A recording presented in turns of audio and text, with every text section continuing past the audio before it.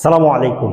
আজকে আমরা দেখব সাবজেক্টগত আমরা একটু প্রবলেমে পড়ি। হ্যাঁ, অনেক সময় বাক্য এরকম থাকে যে হি উইথ হিজ ফ্রেন্ডস, সে তার বন্ধুদের সাথে নিয়ে গোস টু কলেজ, কলেজে যায়, গোস টু কলেজ।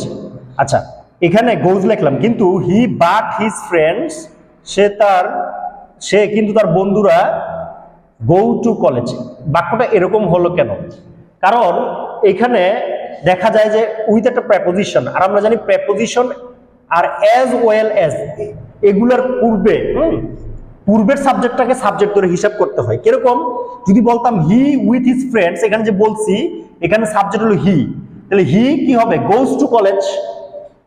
আচ্ছা, এটা যদি আরেকভাবে ভাবি, he goes to college with his friends, with his হিজ ফ্রেন্ডসটা কিন্তু আমরা বাক্যের শেষেও বলতে পারতাম।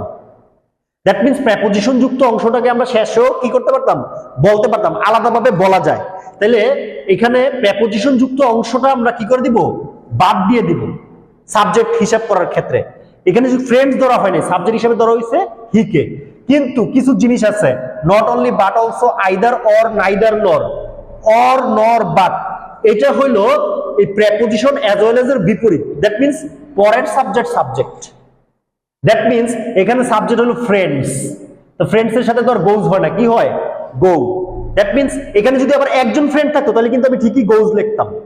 আবার এখানে যদি অনেকজন দে থাকতো, সাবজেক্ট হিসেবে হি এর জায়গায় দে থাকতো, তাহলে কিন্তু আমি গো লিখতাম। এটা কিন্তু ডিপেন্ড করে সাবজেক্ট হিসেবে কে আছে।